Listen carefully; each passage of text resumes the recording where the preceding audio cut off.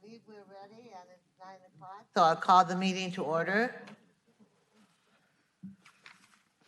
Does somebody have a motion to approve today's agenda? I make the motion. Second? Second. All in favor of approving today's agenda signify by saying aye. Aye. Any opposed? Motion carries. Do we have a motion for the approval of the minutes? I move to approve the minutes. Second? Second. Any discussion? Any corrections? Then I call for the vote. All in favor say aye. Aye. Any opposed? Same sign. Hearing none, the minutes are approved. And now it's time for our new business, our fire lieutenant.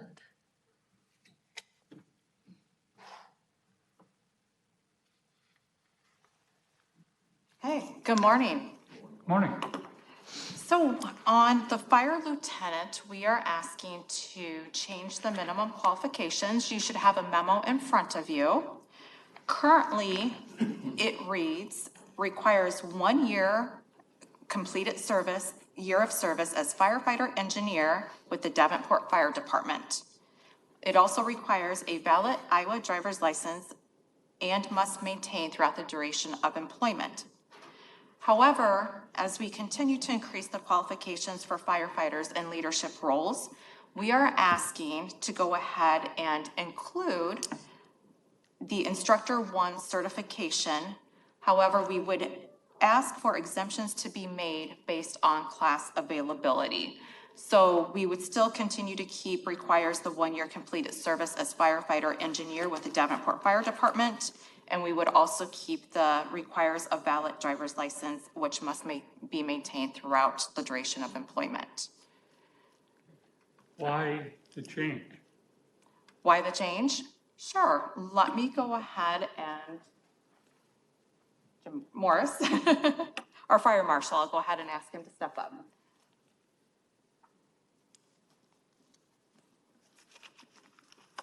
Good morning. My name is Jim Morris. I'm one of the assistant chiefs for the department. The reason for the proposed change is with the Instructor 1, the lieutenant is the first line of our frontline supervisors, and part of their responsibilities is to be able to teach and train not only their rig, but their peers. So with the Instructor 1, what it allows them to do is they get a basic core foundation of teaching concepts. It gives them tools for their toolbox for handling different students or employees on different ways of learning and that type of thing. Do they take a class or just reading or? It's a 40-hour class, and it teaches them, you know, how to do all of those things I just mentioned, as well as stay organized and be able to deliver it in a way that you can understand at different learning levels. So they would be certified before they would go for the lieutenant's position, is that correct? Yes, sir. So this is designed to have this type of training prior to applying. Where the caveat in this is that Gina was talking about with some of the exemption, the Iowa Fire Service Training Bureau is the entity that facilitates these classes. Over the past couple of years, they've had some internal issues with not only their employees, but their testing process. And during those times, those classes were extremely limited, if even available at all, coupled with the COVID pandemic, caused kind of a lull in the availability of these classes. So we didn't feel that we wanted to penalize the employees for some of them that, you know, didn't have that opportunity like what everybody else had prior to not only the internal issue with the Fire Service Training Bureau or the pandemic. Is that, I mean, I was going to ask you, what does class availability mean? I mean, that doesn't mean anything to me. The class availability was the Iowa Fire Service Training Bureau has to facilitate that. So they bring it out to your department or somewhere in your area and teach it. The problem is they kind of shut down a lot of their classes because of this internal testing problem that they had years ago. And so the availability of their classes until they restructured were difficult to come by. Can I make a suggestion that before you put in front of class availability, you add in the Instructor 1 certification? Because the way it reads, I don't think anybody knows what, it's inherently makes sense to you guys because you know what you're talking about. When I first read it, I'm thinking, what the hell does class availability mean? So, but you're talking about a class, not a class of people. I think that's where the confusion comes in. We're talking about a specific class, a training class, training class. instructor one certification class. And Yes. we can change that verbiage to where it clears it up. Thank you. So this, assuming it was a class is available, which is kind of open, they'd have to have it, or is this just a desired skill? As opposed to a requirement to be able to apply for? No, we're asking that this be a requirement, but this time, during this testing phase right now for this timeframe, we're asking to be able to waive that until the class becomes available, which we also did just find out as of yesterday that the Iowa Fire Service Training Bureau has set funds aside to start this class back up. So the availability of it will be back on track to where it was prior to the two issues that we're kind of dealing with now. So you'll have enough candidates with that requirement that you'll be able to fill the positions? Yes. Okay. Any other questions or comments? I have a question. Does it cost them money to take that class? No, ma'am, it's through the department. Okay. Anybody else? Thank you. Thank you. Did that take care of that? Yes. Okay. Then, do we have any old business that anyone needs to bring up? Madam Chair, we will need a vote on that. So at this time, I would Please. suggest that you make a motion on this with Commissioner Guest amendment that she proposed on the word class. We Sounds- can change that to course if that works. Yep, that sounds fine. We'll ask for a motion on the fire lieutenant minimum qualifications. Second? Second. Any further discussion? All in favor, say aye. Aye. Any opposed? Hearing none, the matter carries. Thank you, Mallory. Okay, going next to the certification list.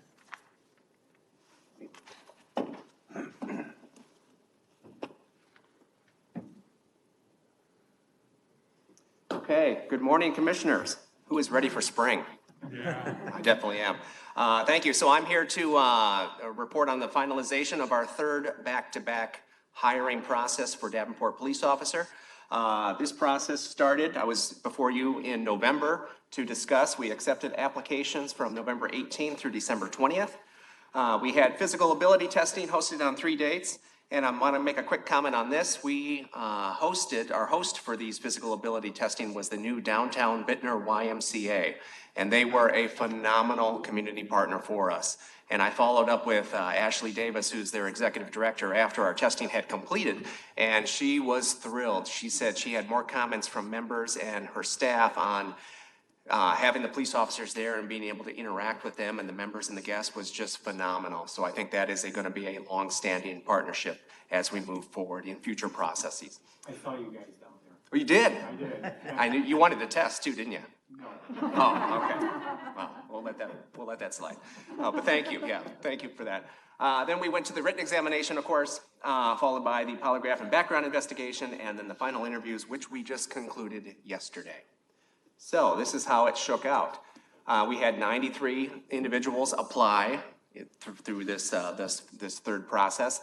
21 did not meet minimum qualifications, and as customary, those disqualifications they boiled down to they didn't have the educational requirements that we were looking for. They either had self-disclosed drug usage within the time period that we have as one of our requirements, or I think there were 2 that actually had felonies. So they were disqualified, of course. And as common practice, when I do disqualify an individual for whatever reason, I do notify them that based on the information they've submitted to us, they are being disqualified. And if there's anything in error or they want to clarify anything, they can definitely contact me just to make sure that, I'm seeing the information as correctly as possible. So 72 were then sent notifications to self-schedule their physical ability testing of the 3 dates to select from. At this point, 8 withdrew their application from the process. 34 did not schedule They didn't even take time to schedule an exam time for whatever reason. 10 scheduled but did not show. And then 2 ended up failing the physical ability testing. So that pretty much is in line with what we see in previous. A lot of no-shows, a lot of people just don't have an interest, apparently. So from there, 18 passed and moved to the written examination, where we had 12 pass the written examination.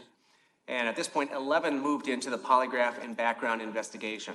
And the reason for that 12 going to 11 is we had one individual who notified me 5 minutes before the deadline to turn in their paperwork that they were not going to be able to submit their paperwork because they just didn't have enough time to complete it. So that was essentially a self-disqualification in that. So we had 11 move into the polygraph and background investigation.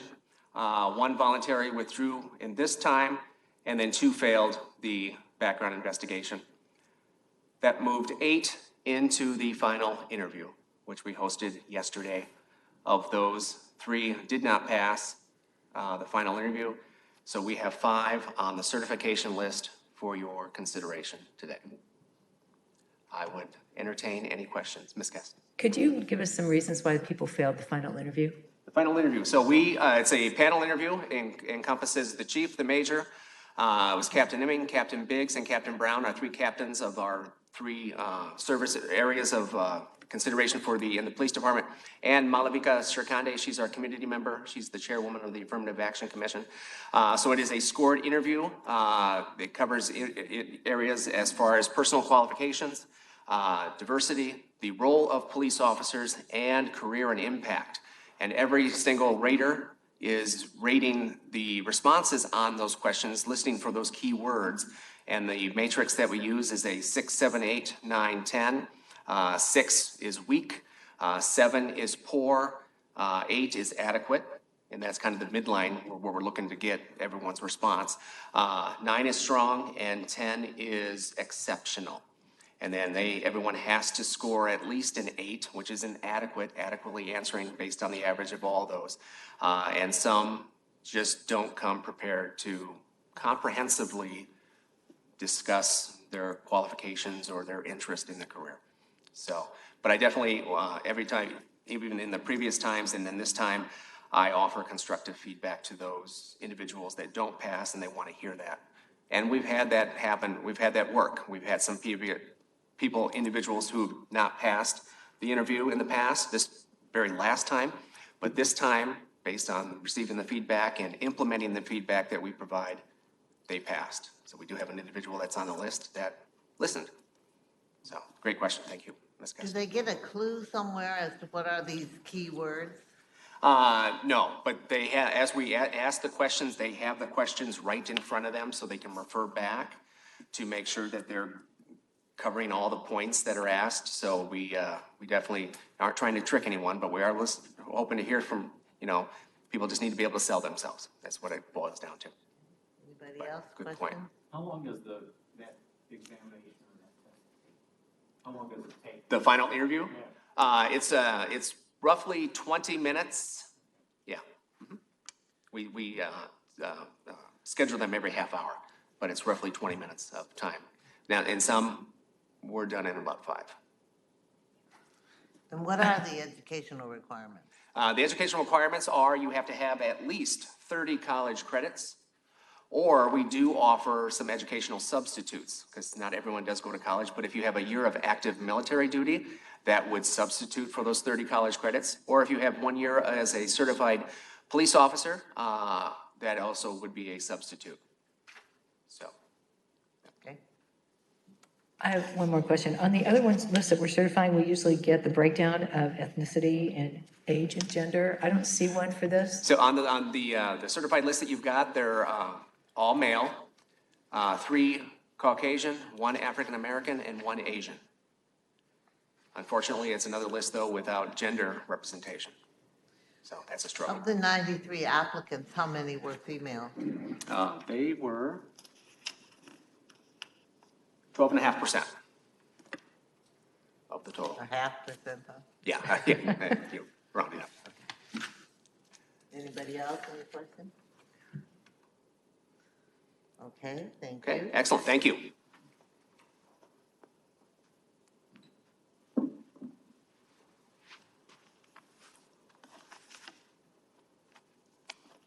Okay, the next list we have for certification is our application and software integration developer. This is an entry-level position in our information and technology department. They had a practical, which was scored at 30%, interview, which was also weighted at 70%. This list is ready for certification. Salary requirements, 73,000 to 80, up to 96,149, and is part of the AFSCME union.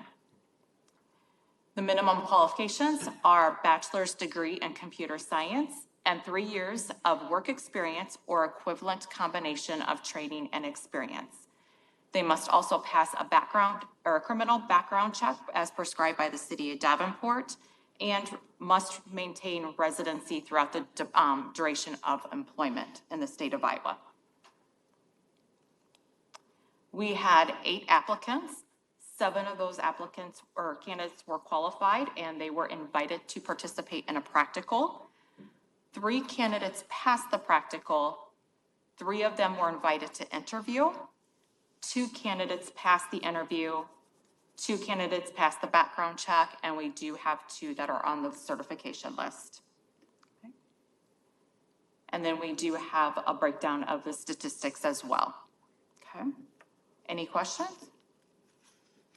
Sure. Ethnicity, for the last row, it says H. Hispanic. Oh, Hispanic. Yes, yes. Okay. You're welcome. Next position is our compost equipment operator. This is a promotional position in the compost division of Public Works. It was graded at written exam at 100%. The list is ready for certification. The salary range, as you can see, is $45,505 to $55,918, and is part of our Teamsters union. Minimum qualifications for this position are 2 years of successful experience operating large front-end loaders, 5 to 10 cubic yard ejector type buckets, yard waste grinding equipment, monitoring compost equipment operation, driving trucks and tractors, monitoring and testing or equivalent, a combination of training and experience.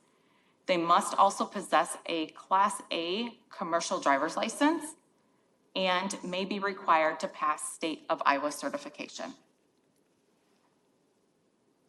So we had 6 applicants. 3 of those candidates were qualified and invited to participate in the exam.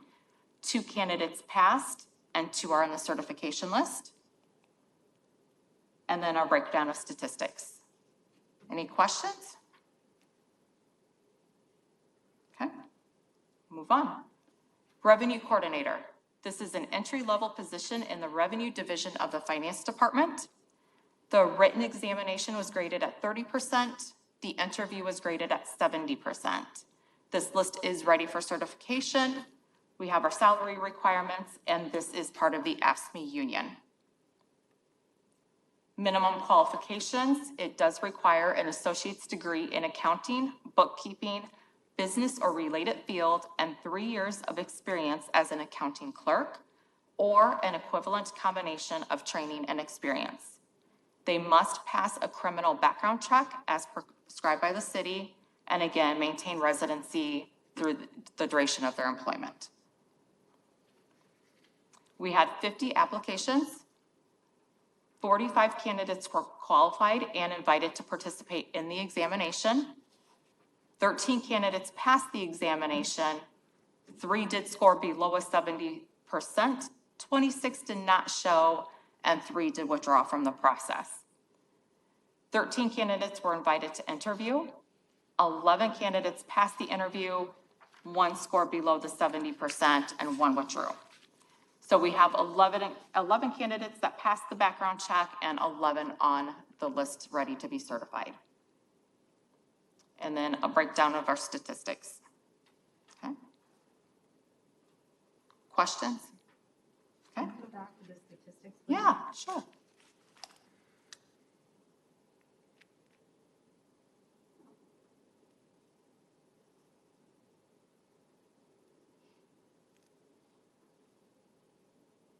The next page. Okay.